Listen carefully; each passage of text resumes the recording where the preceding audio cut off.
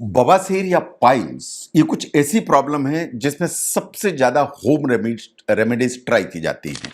आप इसके बारे में किसी से बात नहीं करना चाहते, आप किसी से इसके बारे में बात करते नहीं हैं, लेकिन आप बहुत सारे घर में उपाय करते हैं कि किसी तरह बवासीर ठीक हो जाए। तो जो होम रेमेडीज आप ट्राई करते हैं उनको जरा आप साइंटिफिकली एक बार देखिए कि क्या सही है और क्या गलत है, क्या करना चाहिए क्या नहीं करना चाहिए, किसे करना चाहिए और किससे बचना चाहिए, इनके बारे में बात करूंगा मैं आज। नो, आपको समझने की जरूरत है कि जो बवासीर हैं, हेमरॉइड्स या पाइल्स हैं, वो आपकी जो एनाटॉमी है उसका नॉर्मल हिस्सा है।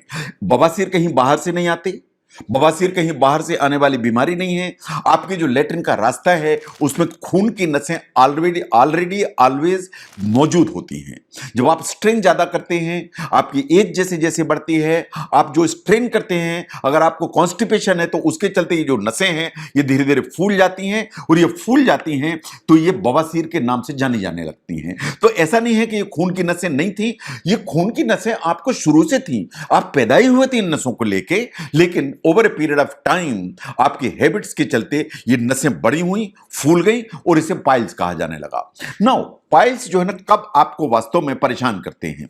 अगर लेट्रिन के रास्ते में जलन होने लगे या बर्निंग सेंसेशन आए, लेट्रिन के रास्ते में दर्द होने लगे, लेट्रिन के रास्ते में खुजली होने लगे, या बार बार आपको लेट्रिन में ब्लड आने लगे। अगर ये सिम्टम्स आ रहे हैं इसका मतलब यह है कि आपके जो पाइल्स हैं या आपके बवासीर हैं वो सिम्टमेटिक हो गए हैं। अगर ऐसा है तो क्या होम रेमेडीज है जो मैं रिकमेंड करूंगा कि ये आप ट्राई कर सकते हैं? Number one is the sitz bath. ये सबसे जो ना हमें रिकमेंडेड प्रोसीजर है।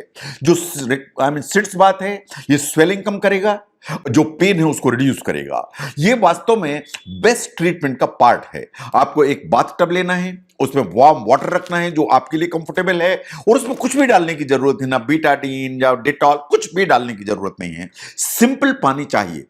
15 मिनट बैठने की जरूरत है, दिन में 3 बार बैठने की जरूरत है। यानी आप देखेंगे कि 2 3 4 दिन में आपको जो सिम्टम्स हैं वो धीरे धीरे धीरे काफी कम हो जाएंगे, एंड आपको बहुत कंफर्ट महसूस होने लगेगा। नंबर 2 इस डिसाइलियम हस्क, जिसे हम ईसबगोल के नाम से जानते हैं। ईसबगोल बहुत इजीली अवेलेबल होता है, ये हर मेडिकल स्टोर में मिलता है, ये हर परचून की दुकान में मिलता है। जो ईसबगोल है वो सफेद रंग का एक पाउडर जैसा, हस्क जैसा होता है। ये वास्तव में आपके फाइबर के इंटेक को बढ़ाता है जब आप इससे पानी के साथ पीते हैं।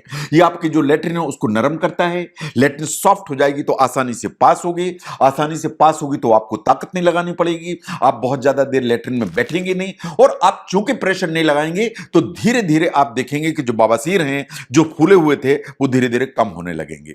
तो अगर आपका स्टूल सॉफ्ट है, इजीली पास हो रहा है, और आप बहुत उसमें ताकत नहीं लगा रहे हैं, तो जो पाइल्स हैं या बवासीर हैं, हेमरॉइड्स हैं, वो धीरे धीरे रिजॉल्व होने लगते हैं। तो इसको काफी पानी के साथ पीने की जरूरत है, रोज रात में पीजिए। Number 3 is the aloe vera. जो एलोवेरा है वो एंटी इंफ्लेमेटरी प्रॉपर्टीज के लिए जाना जाता है। ये जो इन्फ्लेमेशन या स्वेलिंग होती है उसको कम करने की ताकत रखता है। प्योर एलोवेरा को यूज करने की जरूरत है, जेल को। इसको किसी भी क्रीम या अदर इंग्रेडिएंट के साथ यूज करने की जरूरत नहीं है।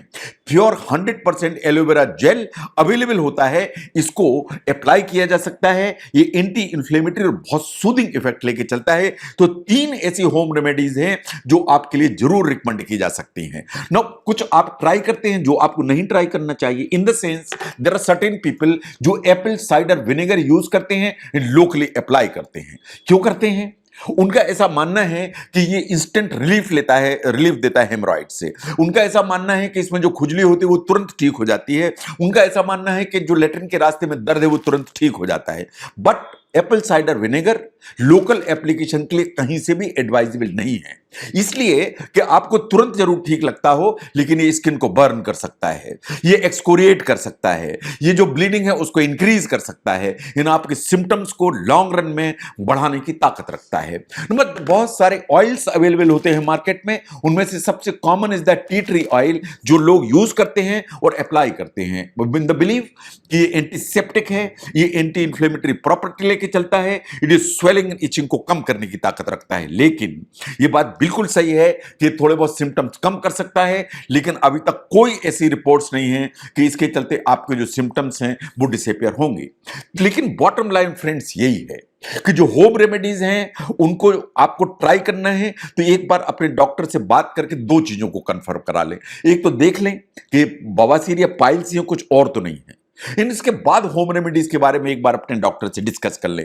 जैसे मैंने कहा कि लेट्रिन को नरम करना है तो इसबगोल आपकी मदद करता है, जो आप सिट्स बात करते हैं उससे फर्क पड़ता है, और जो आप एलोवेरा लोकल अप्लाई करते हैं उससे फर्क पड़ता है। अगर आप समझते हैं, आपने डॉक्टर से बात की एंड वो समझते हैं कि ये होम रेमेडीज ट्राई की जा सकती हैं, यू कैन ट्राई देम।